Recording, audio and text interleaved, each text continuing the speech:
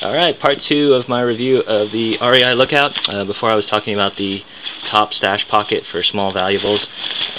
If I can turn it inside out, give you an idea of how much room you have. So, not a whole lot. You can stick like a pair of glasses or an iPod or something like that in here.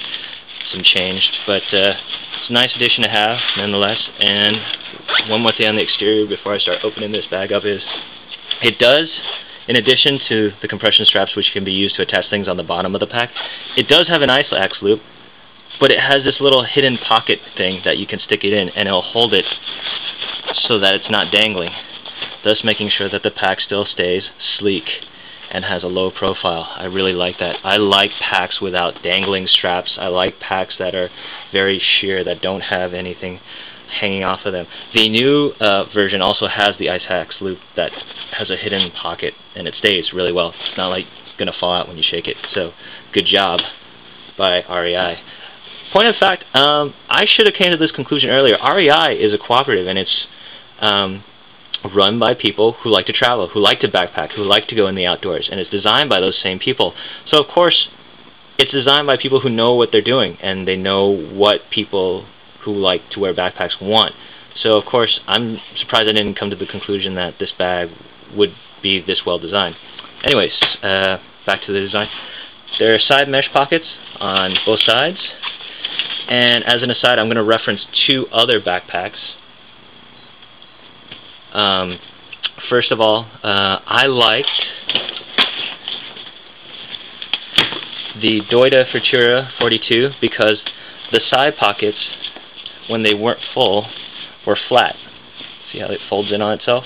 But then, like an accordion, it expands out from the main part of the bag if you need to put anything in. But when it's not full, the pockets fold nicely in on themselves, and it doesn't get in the way of the mesh pockets. Or actually, when it gets full, sometimes it can bulge, and stuff that sticks out of the top of the mesh pocket can get in the way. Then contrast that with North Face Solaris. They fix that problem because what they do is it has the side pockets, and they put the mesh pocket over it so that no matter how much you put in the side pockets, the mesh pocket is over it, so it's not getting in the way of whatever you stick in the mesh pocket. And the problem with that is the side pockets actually take up room inside of the main compartment. It doesn't expand out, it goes in, so you really aren't gaining any extra room by using these side pockets. You're just going to split up your gear size. What the REI Lookout does is the pockets are low profile and fold into the main pack, but they expand and the mesh pockets go over them. So no matter how much you fill this up, it's not going to get in the way of whatever you put in the side pockets.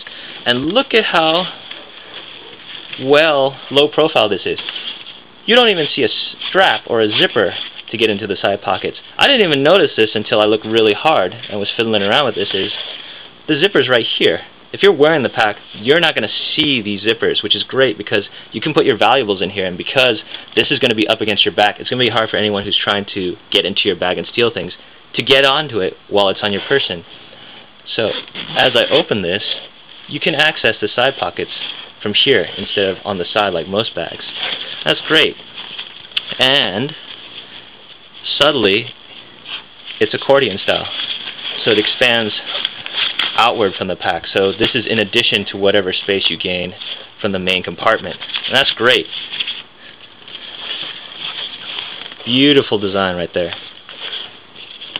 I know I sound a little bit enthusiastic because this is a new bag, but I'll go over stuff that I don't like about this bag at the very end. So, good job. What they use for the mesh pocket, the material is very soft and very sheer. I actually like this. However, having read other reviews for this pack, some people have complained that it's a bit thin, and then that this tears quite easily. I'm going to need to take this on the road. If I find the same impression, I'll tack on an addenda video to let you know. But the way I travel, I don't see any real problems. Yeah, I can see if you stretch this out. If you look here, you can see my finger already. But I got to travel with this myself. I can't use other people's opinions. So I'll let you know after I use this on my next trip. So let's see, side pockets taken care of, top right there. Alright, let's go in and get into the inside of this bag. I'm going to go on the panel pocket, not the main compartment. I'm going to go in the panel pocket really quick and let you know what's up with this. So, on the flap, you got a zipper pocket instead of an organizer. Good job. I like having a zipper so that everything stays inside, so that when the flap goes down, it doesn't spill out. That's a good job. Here, instead of an organizer, which I never use, they put these mesh elastic pockets. Good job. I would have preferred that they used zippers here so that things wouldn't come out if I was jumping up and down on this bag. That's no problem though. I could probably just like have one sewn in myself. But this is cool. It's nice. And here actually I don't mind having mesh on the interior because I don't have to worry about things rubbing up against it and wearing on the mesh. And plus, by having it here, I can see what's inside the compartment. Plenty of room in here. I can stick actually books into like this area.